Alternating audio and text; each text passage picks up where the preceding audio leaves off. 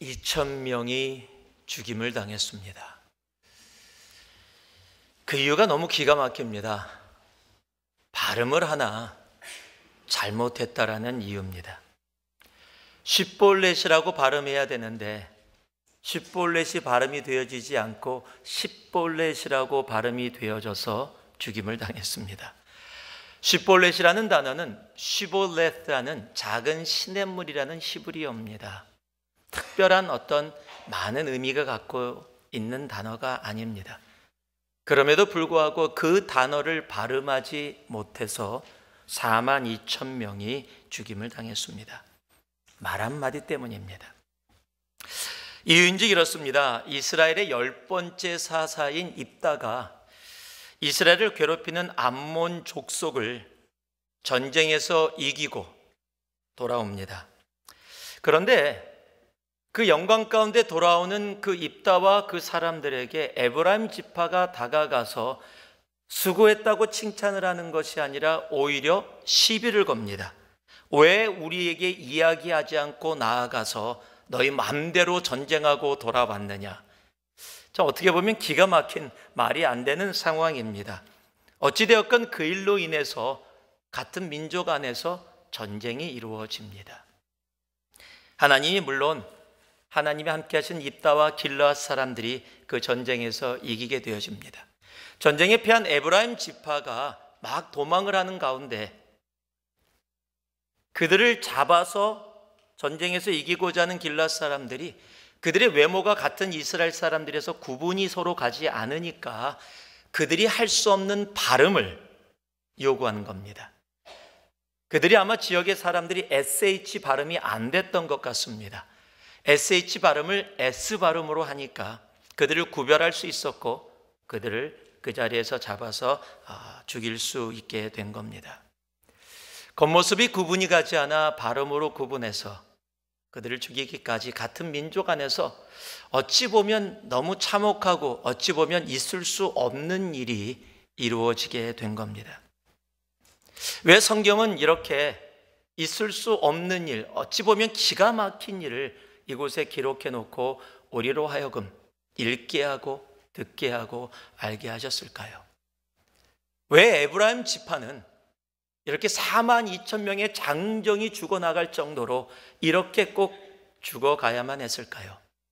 오늘 말씀을 통해서 우리들이 그 이유를 알아가고 또 이유를 알아서 우리들의 삶 속에서 하나님께서 우리에게 주시고자 하는 그 아버지의 마음을 우리들이 알아갈 수 있는 시간이 되기를 진심으로 소망합니다.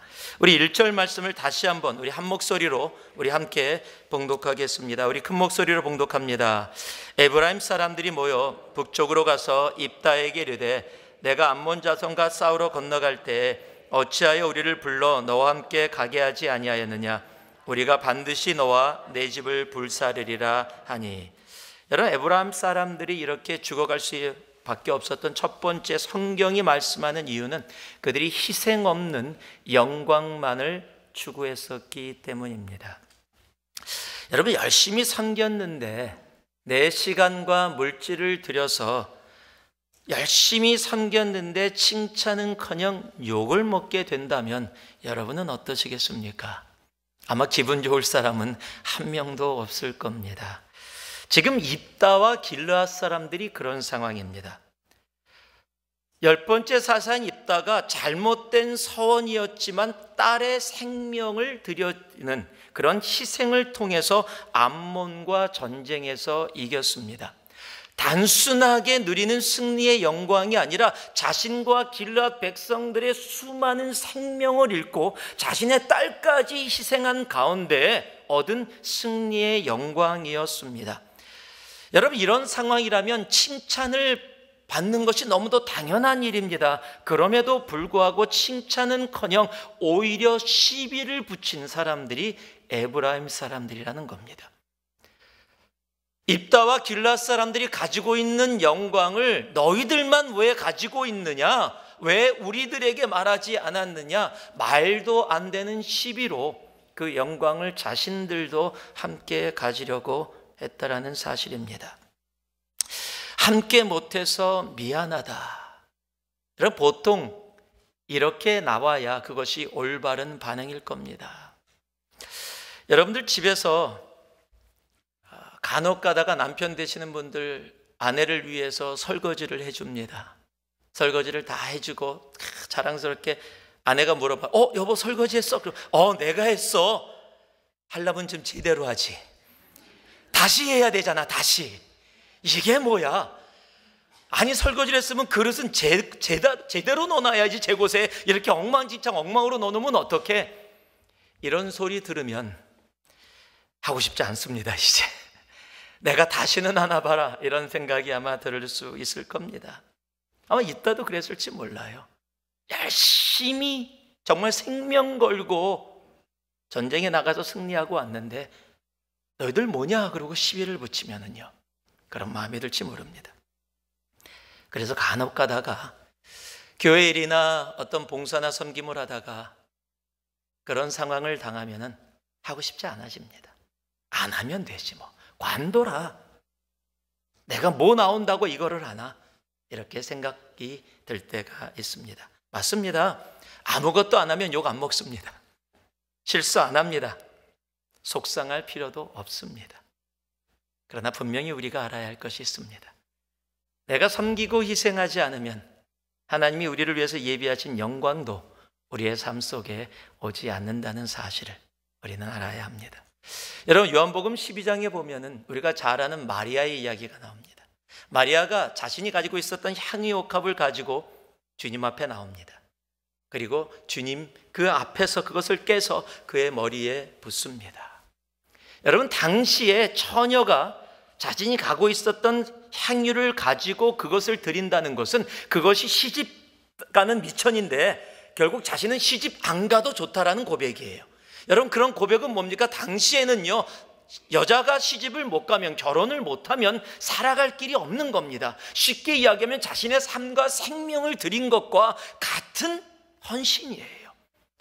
여러분 그런 희생을 통해서 주님 앞에 자신의 가장 좋은 것을 가지고 주님께 드리고자 하는 마음으로 예수님께 향유옥합을 드린 겁니다.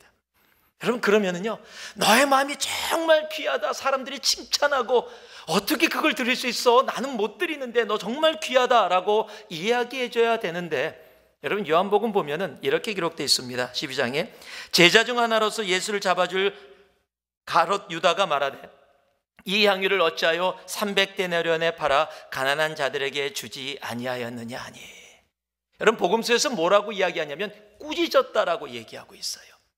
칭찬은커녕 욕을 먹게 되어진 겁니다. 자신의 모든 것을 드렸는데 희생으로 드렸는데 욕을 먹게 된 겁니다. 굳이 안 했으면 욕 안 먹었을 텐데. 근데 여러분 아세요? 안 했으면 성경에 기록도 안 됐을 겁니다. 성경에 기록되어지지 않았다면 우리가 알 수도 없었고 비록 욕을 먹었지만 자신의 것을 온전히 주님 앞에 드렸던 이 여인을 주님은 기억하셨고 이 복음이 전해지는 곳곳마다 이 여인이 행한 일도 함께 지금까지도 기억되어지고 있다는 사실을 우리는 기억해야 합니다. 희생이 없이는 영광은 없습니다. 아무도 희생하지 않고 영광만을 추구하고 있다면 그것은 바로 에브라임 사람처럼 희생 없는 영광을 추구하는 그런 모습일지도 모릅니다. 예수님의 십자가라는 희생이 있었기 때문에 부활의 영광이 우리들에게 함께 있다는 사실을 우리는 잊어서는 안 됩니다. 두 친구가 깊은 우정을 나눴습니다. 그런데 이 친구들이 다 미술에 좀 은사가 있었습니다. 그런데 안타까운 사실은 둘 다 굉장히 가난한 집안에서 태어났다라는 겁니다. 미술을 잘하는 학교에 가서 공부할 수 있는 여건이 되지 않았습니다. 그래서 거의 포기한 상태 속에 한 친구가 서로 이야기합니다. 이렇게 하면 어때? 내가 열심히 일해서 너의 학비를 도와줄 테니까 네가 먼저 가서 미술을 공부하고 네가 마친 후에 돌아와서 일을 열심히 해서 나를 서포트 해주면 내가 또 가서 미술을 공부하면 우리 둘 다 할 수 있지 않겠니? 내가 먼저 가서 미술 공부를 해. 내가 일을 해서 학비를 도와줄게. 서로 그렇게 마음이 합쳐졌습니다. 한 친구가 미술을 공부하러 갔습니다. 열심히 공부했습니다. 그리고 친구의 도움으로 학교를 무사히 마치고 이제 집으로 돌아왔습니다. 친구가 일하는 곳에 몰래 가서 정말 놀래주고 그 기쁨을 함께 나누려고 조심조심 일하는 곳에 들어갔는데 하필 그때 친구가 조용한 조그만 방에서 무릎을 꿇고 기도를 하는 겁니다. 기도를 하게 방해하지 않고 밖에서 조용히 기다리는데 기도의 소리가 들려옵니다. 하나님, 제가 제 친구를 위해서 열심히 일해서 이제 친구가 졸업을 해서 돌아온다고 합니다. 그런데 하나님, 제 손은 이미 일을 하면서 망가져서 미술을 할 만큼 되지 않을 것 같습니다. 하나님 허락하신다면 제 친구가 제목까지 함께해서 정말 미술을 통해서 하나님께 영광을 돌리는 그런 사람이 되게 해주세요. 여러분, 밖에서 그 얘기를 듣고 있는 친구의 마음속에 눈물이 흐릅니다. 눈에도 눈물이 흐릅니다. 그 순간 자기 눈에 띈 그 친구의 손이 있습니다. 그 상태에서 종이를 꺼내서 연필로 막 그의 손을 그립니다. 여러분, 그 손이 뭔지 아십니까? 우리가 기독교 서점에 가면 자주 보고 달력에도 나와 있는 뒤로에 기도하는 손입니다. 여러분, 그 손은 그저 단순히 한 작가가 만들어낸 작품이 아니라 한 사람이 친구를 향한 모든 인생의 희생에 담겨 있는 바로 그런 기도의 손입니다. 그랬기에 수많은 사람들을 위로하고 수많은 시간이 흘렀지만 지금도 우리들에게 귀한 은혜를 주는 작품으로 남아있게 되어지는 겁니다. 여러분, 희생이 없는 영광은 없습니다. 여러분, 주님이 오신 계절에 우리가 조금 더 주님 앞에 나의 것들을 내려놓고 희생하며 나아갈 수 있는 우리가 되기를 소망합니다. 내 물질과 내 시간과 내 정성과 내 마음을 나눌 수 있기를 소망해요. 여러분, 내가 눈을 들어서 조금만 돌아보면 내 주위에 지치고 아픈 사람들이 많이 있습니다. 나만을 바라보고 내 이익만을 가지고 사는 눈이라면 아마 보이지 않을 겁니다. 더러는 마음의 상처로 인해 이 주님의 계절에도 눈물과 고통 속에 있는 분들, 여러분, 그들에게 다가가서 내 마음을 함께 위로할 수 있는 시간이 되어졌으면 좋겠습니다. 더러는 물질적인 어려움 때문에 고생하고 힘들어하는 분들이 있습니다. 많은 것을 나눌 수 없더라도 내가 가지고 있는 조금이라도 그들과 함께 나누며 내 물질의 조그만 희생을 통해 그들에게 주님이 오시는 계절에 진정한 사랑과 기쁨을 나눌 수 있는 우리가 되길 소망해요. 여러분, 내 주위에 그런 분들이 없다면, 기억이 나지 않는다면, 여러분, 이 동네에요, 집 없는 분들 되게 많습니다. 홈레스들. 특히 12월 달에는요, 프레이 내릴 때 되면 보면은 그런 분들 많이 계십니다. 아, 그래요? 그건 내가 할 수 있을 것 같으네요. 가끔가다 일부를 줬는데 크리스마스 계절이니까 제가 5불짜리 한번 인심 쓰지요.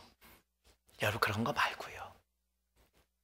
내가 기억해서 조그만 카드라도 하나 준비해서 그곳에서 주님의 사랑 짧게 나누고요. 그것이 1불이든 5불이든 10불이든 집어넣어서 지나가면서 그들을 위해서 기도해서 주고, 주기 전에 메리 크리스마스 하면서 Can I pray for you one second? 그들의 지저분한 손이라고 할지 몰라도 그들의 손을 붙잡고 잠시라도 기도해 줄 수 있는, 여러분, 나의 시간과 정성을 조금이나마 희생을 통해 그들에게 나눠줬을 때, 여러분, 그것을 통해 하나님이 우리들에게 하늘의 영광으로 우리와 함께 해주실 겁니다. 여러분, 희생 없는 영광은 없습니다.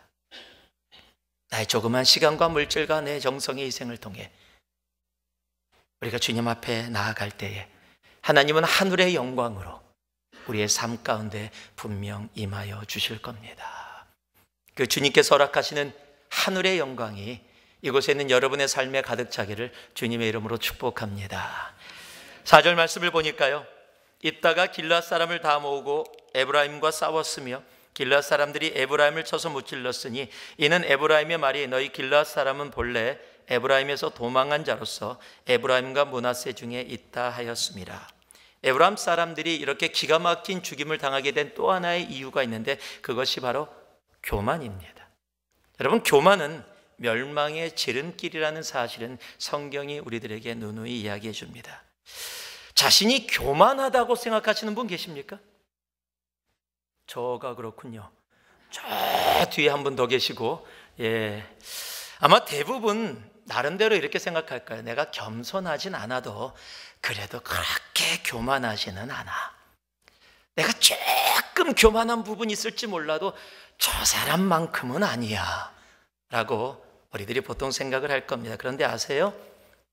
여러분, 내가 겸손하지 않다라는 사실이 바로 교만이라는 사실을 우리는 알아야 합니다. 교만은 멀리 있지 않습니다. 교만은 내가 지금 이 자리에 있는 것이 하나님의 은혜라는 것을 잊고 사는 것이 교만입니다. 나의 나된 것이 하나님의 은혜라는 사실, 내가 누리고 있는 지금 가정이, 집이, 지금 물질이, 시간이, 교회가, 주위의 형제 자매들이 하나님이 나에게 허락하신 은혜라는 사실을 한순간이라도 잊는 그 순간이 나는 교만이 되어지는 겁니다. 여러분, 지금 에브라임 지파가 어떤 지파인지 아세요? 요셉의 둘째 아들입니다. 첫째가 므낫세고 둘째가 에브라임입니다. 그래서 요셉이 이 두 아들을 데리고 아버지 야곱에게 갔더니 아버지 야곱이 손을 엇갈려서 기도를 합니다. 그래서 아니라고 첫째 아들이 므낫세라고 똑바로 잡아줬음에도 불구하고 내가 한다, 하나님의 뜻이 그렇다라고 결국 엇갈려서 축복을 합니다. 그래서 무슨 내용이에요? 형 므낫세보다 동생 에브라임을 더 축복해 준 겁니다. 그래서 북이스라엘의 모든 민족이 거의 대표한다 그러면 에브라임 지파입니다. 그렇게 축복을 받은 지파입니다. 출애굽을 해서 가나안 땅에 들어가게 되어서 가나안을 정복하게 된 지도자 여호수아가 에브라임 지파입니다. 그만큼 자부심이 있었던 지파입니다. 그런데 그 자부심이, 그 자긍심이 무엇으로 변했어요? 교만으로 변한 겁니다. 그래서 길앗 사람들을 향해서 뭐라 그럽니까? 너희들은 우리 지파에서 도망쳐서 우리 안에서 덧붙여서 살고 있는 그런 사람들이다. 쉽게 얘기하면 너희는 우리 덕에 살고 있는 사람이다. 다 내 덕에 살고 있는 거다. 내가 이렇게 해갖고 지금 사람들 이렇게 살고 있는 거다. 여러분, 그런 교만이 그들에게 있었던 겁니다. 여러분, 성경은요, 모든 죄는 용서받을 수 있다라고 얘기합니다. 그런데 교만이라는 죄는 하나님 무섭게 반응하십니다. 베드로전서 5장을 보니까 하나님은 교만한 자를 대적하시되 겸손한 자들에게는 은혜를 베푸시느니라. 하나님은 교만을 대적하십니다. 왜냐하면 하나님의 자리를 인정하지 않는 것이 교만이기 때문입니다. 여러분, 나의 나된 것이 다 하나님의 은혜입니다. 오늘 추운 날씨지만 건강 주셔서 이곳에서 이렇게 예배 드릴 수 있게 하는 거, 여러분, 하나님의 은혜입니다. 크리스마스 때 계절이 됐는데 남편이 돈을 많이 못 벌어와서 선물 살 거는 많은데 짜증나고 째려보고, 남의 집은 잘 벌어오던데 언제나 남의 집은 잘 벌어옵니다. 언제나 남의 집은, 남의 집 아들, 딸들은 다 좋고요, 남의 집 아내는 다 정말 순종적이고요, 남의 집 남편은 전부 다 가정적이고 다 좋습니다. 그래서 나에게 대해서 불만을 갖게 되어진다면 여러분, 그게 교만입니다. 하나님이 나에게 아내를 주시고 나에게 남편을 주시고 나에게 자녀들과 가정을 주시고 나에게 일할 수 있는 일터를 주시고 또 이렇게 함께 모여 예배를 드릴 수 있는 신앙의 공동체를 주셨으니 하나님의 은혜임을 감사함으로 내가 나아가지 못한다면 바로 그 순간 그것이 교만이라는 사실입니다. 교만은 멸망의 지름길입니다. 언제나 정말로 주님 앞에 겸손히 무릎을 꿇고 하나님의 은혜를 온전히 사모하며 나아가는 우리가 되어질 때 하나님은 하늘의 것으로 또 우리를 차고 넘치게 채워주실 겁니다. 바로 여러분 옆에 있는 분이 은혜입니다. 자, 한번 얘기해 보세요. 당신이 나의 은혜입니다. 당신이 나에게 은혜입니다. 여러분, 그런 마음으로 이 주님의 계절을 보내게 된다면 우리의 마음속에 하나님이 허락하시는 사랑과 따뜻함이 차고 넘치는 이 12월이 될 줄 믿습니다. 그 은혜가 여러분에게 가득하기를 주님의 이름으로 축복합니다.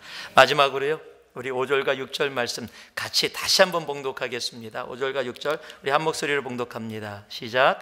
길르앗 사람이 에브라임 사람보다 앞서 요단강 나루턱을 장악하고 에브라임 사람의 도망하는 자가 말하기를 청하건대 나를 건너가게 하라면 길르앗 사람이 그에게 묻기를 내가 에브라임 사람이냐 하여 그가 만일 아니라 하면 그에게 이르기를 쉿볼렛이라고 발음하라 하여 에브라임 사람이 그렇게 바로 말하지 못하고 쉿볼렛이라고 발음하면 길르앗 사람이 곧 그를 잡아서 요단강 나루턱에서 죽였더라. 그때 에브라임 사람의 죽은 자가 42,000명이었더라. 여러분, 성경을 보면은 참으로 멋진 고백들의 말씀들이 많이 기록되어 있어요. 그래서 우리는 그 고백들이 너무 좋아서 액자로 만들거나 북말거로 만들어서 갖고 다니거나 집에 걸어놓기도 합니다. 그리고 간혹가다 그걸 읽으면서 은혜를 받기도 합니다. 그 많은 대표적인 귀한 믿음의 고백들 중에 가장 대표적인 게 아무래도 시편 23편일 거예요. 그 중에서도 1절 말씀이요, 여호와는 나의 목자시니 내게 부족함이 없으리로다. 얼마나 멋있어요. 또 여러분이 잘 아시는 욥기 23편 말씀 보면 어떻습니까? 정말 그 역경 가운데 있는 그 가운데서 그러나 내가 가는 길을 그가 아시나니 그가 나를 단련하신 후에는 내가 순금같이 되어 나오리라. 여러분, 신약에 와서도 로마서 8장에 보면 사도 바울의 귀한 고백들이 차고 넘치는데요, 그 중에서도 8장 38절에서 39절 내가 확신하노니 사망이나 생명이나 천사들이나 권세자들이나 현재일이나 장래일이나 능력이나 높음이나 깊음이나 다른 어떤 피조물이라도 우리를 우리 주 그리스도 예수 안에 있는 하나님의 사랑에서 끊을 수 없느니라. 여러분, 이런 믿음의 고백들은요, 그냥 읽기만 해도 힘이 되어져요. 여러분, 그런데 이 믿음의 고백들의 공통점이 있습니다. 전부 다 믿음의 여정을 걸어가며 삶에서 내 영혼의 깊은 곳에서 고백되어진 삶의 영혼의 고백이라는 사실이에요. 여러분, 시편 23편은 다윗이 모든 것이 편안하고 좋으니까 여호와는 나의 목자시니 내게 부족함이 없으리로다. 와, 나는 아내도 많고 자식도 많고 나라도 크고 물질도 많고 와, 나는 정말 모든 것이 있다. 여러분, 이렇게 고백된 것이 아니라는 거예요. 많은 신학자들이 공통적으로 이야기하는 게 시편 23편은 다윗이 고통 속에 있었을 때, 힘들고 어려움 속에 있었을 때, 그것이 사울 왕이든 압살롬 왕이든 쫓겨다니면서 고통 속에 있었을 때, 그래서 시편 23편에 사망의 음침한 골짜기를 다닐지라도 라는 고백이 바로 그런 고백이다. 그러한 상황 속에 이루어졌는데 뭐라고 고백하고 시작해요? 여호와는 나의 목자시니 내게 부족함이 없다. 여러분, 엄청난 고백이지요. 여러분, 욥기는 어떻습니까? 여러분, 말도 안 되는 고난 아닙니까? 이유도 모르는 고난 아닙니까? 이유도 모르는 사이에 자식들이 죽었고 아내는 저주하고 도망갔고, 여러분, 친구들은 와서 위로는커녕 손가락질하고 정죄합니다. 여러분, 이런 상황 속이면 어떻게 이런 고백이 나올 수 있을까? 여러분, 욥의 고백 중에서 여러분, 우리가 기억해야 될 것이요, 그 23편 제가 여러분께 말씀드린 10절 말씀만 많이 아는데 그 앞에 8절과 9절 말씀이 기가 막혀요. 앞으로 가도 하나님이 안 계세요. 뒤로 가도 하나님이 안 계십니다. 오른쪽에 계신가 하고 갔더니 그곳에서도 만날 수가 없어요. 그럼 왼쪽에 계신가 했더니 왼쪽에도 없어요. 지금 역경 속에 하나님이라는 존재가 요만큼도 느껴지지 않는다라는 거예요. 여러분, 생각해 보세요. 하나님만 믿고 살았는데 지금 상황 속에 하나님이 조금도, 앞에도 뒤에도 오른쪽에도 옆에도 하나님의 존재가 내 삶 속에서 전혀 느껴지지 않고 보여지지 않고 없다라고 하는 그런 상황이라는 겁니다. 고난이 있으면 찾아와 주셔야 되는데 내가 이런 말도 안 되는 역경을 당하고 있는데 그 상황 속에서도 하나님이 느껴지지 않는다. 그런데 그의 고백이 뭡니까? 내가 가는 길을 그가 아시나니 그가 나를 단련하신 후에는 내가 순금같이 나으리라. 여러분, 이런 고백 쉽게 되어질 수 있는 고백 아닙니다. 예수를 믿고 지치고 힘들고 매를 맞고 감옥에 갇히는 상황 속에서도 내가 확신하노니 생명이나 높음이나 천사들이나 권세자들이나 기쁨이나 다른 어떤 피조물이라도 나를 향한 하나님의 사랑에서 끊을 수 없다. 바로 그 점 말씀 뭔지 아세요? 나를 사랑하시는 하나님의 사랑 때문에 내가 어떠한 역경 가운데도 넉넉히 이기느니라. 여러분, 이런 믿음의 고백들, 이건 하루아침에 이루어지는 것이 아닙니다. 여러분, 믿음의 고백은 하루아침에 절대 이루어지지 않습니다. 오늘 본문의 말씀이 우리에게 말씀해 주는 게 그겁니다. 여러분, 에브라임이 시비를 붙였다가 오히려 패배를 당합니다. 그리고 다 도망을 가는데, 도망을 가려면 건너가야 될 시냇물이 하나 있는데 미리 길앗 사람들이 그곳을 지킵니다. 그곳을 건너가지 않으면 도망을 갈 수가 없어요. 그런데 에브라임 사람도 이스라엘 사람이니까 겉모습은 똑같습니다. 구별이 안 가는 거예요. 여러분, 예수 믿는 신앙인의 삶의 모습 속에서 예배드리고 성경 읽고 하는 겉모습은 다 동일할 수 있습니다. 구별이 안 가요. 그런데요, 어느 순간에 구별이 가냐면 내가 믿음의 고백을 주님 앞에 드려야 할 때 구별이 간다라는 겁니다. 여러분, 길앗 사람들이 오는 사람들에게 묻습니다. 너 에브라임 사람이냐? 아니요. 그래, 그러면 시볼렛 발음해봐라. 그랬더니 시볼레스 이렇게 발음이 되는 거예요. 여러분, 이건 우리나라 사람이 잘 알아요. 특히 경상도 분들. 경상도 분들은 쌀로 밥을 하지 않고 살로 밥을 하십니다. 쌀이라니까, 그래 살, 이렇게 언제나 살로 밥을 하시는 분이 우리 경상도 분들이세요. 발음은 하루아침에 이루어지는 것이 아니기 때문에 그래요. 바람이라고 발음해 보세요. 그래 바담이라고 얘기하는 것과 동일한 거예요. 나는 하고 있다라고 생각하는데 그렇게 나오지 않는다라는 겁니다. 미국을 사는 우리들은 더 잘 알지요. 영어 발음, 정말 힘듭니다. 30년을 살아도 40년을 살아도 왜 발음이 잘 안 되는지. 우리 한국 분들이 힘든 발음들이 있어요. 파덜인지 화덜인지. 정말 P하고 F하고, 제가 아시는 목사님이 계신데 아주 탁월한 은사를, 이 언어의 탁월한 은사를 갖고 계세요. F로 발음해야 될 때 P 발음이 나오시고 P로 발음해야 될 때 F 발음을 하세요. 그러니까 F 발음을 못 하시지 않아요. 하시는데 기가 막히게 반대로 하시는 아주 탁월한 능력을 갖고 계신 분도 제가 알고 있습니다. TH 발음도 잘 안 되지요. 센지 땡지, 이걸 쎄라고 발음해 땡큐인지 땡큐인지, 헷갈리는 발음입니다. 우리는 언제나 이 아시아 사람들은 라이스를 먹지 않고 라이스를 먹고 사는 그런 우리 삶을 살아가고 있을지도 몰라요.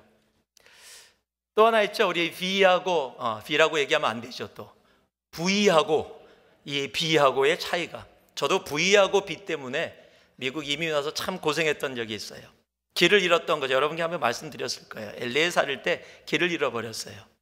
그런데 제가 배운 게 있습니다. 길을 잃었을 때 How can I get to here? 뭐 이렇게 하면 어떻게 가라고 얘기해 주는 거. 그래서 How can I get to Belmont? 라고 얘기했어요. 그런데 가장 기분 나쁜 반응이 뭔지 아세요? 내가 최선을 다해서 영어를 발음했는데 나를 쳐다보면서 전혀 이해하지 못하겠다라는 그런 표정으로 Excuse me? 이럴 때 정말로 기분 안 좋습니다. 나름대로 노력했는데 How can I get to Belmont? 여러분, LA에 가면 올림픽 거리하고 큰 거리 벌만이라는 길이 있어요.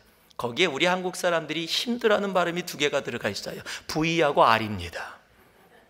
그걸 정확하게 B하고 L로 발음을 제가 하는 거죠. 벨몬트. 그랬더니, 그래서 썼어요. 어쩔 수 없이. 쓰는 건 할 수 있으니까. VERMONT. 그랬더니 그가 다시 얘기를 해줘. Vermont. 이러면 이제 기분 더 나빠지는 거예요. 여러분, 발음은 하루아침에 이루어지는 게 아닙니다. 여러분, 신앙의 발음도 하루아침에 이루어지는 게 아니에요. 내가 하고 싶다고 나오는 게 아니에요. 여러분, 에브라임 사람들 한번 생각해 보세요. 바로 줄을 쫙 서 있는데 에브라임 사람이냐? 발음해봐라. 그러면 뒤에서 있었던 에브라임 사람들이 얼마나 떨렸겠어요. 그 자리에 서서 발음 연습했을 겁니다. 시볼레스, 시볼레스, 시볼레스. 그런데 앞에 서서 발음해버리니까 시볼레스는 죽음당하는 거예요. 여러분, 발음은 그렇게 나오는 게 아니에요. 그렇지, 인생의 신앙의 발음도요, 고백도 그렇게 단순하게 내가 하고자 한다라고 나오는 것이 아니라는 겁니다.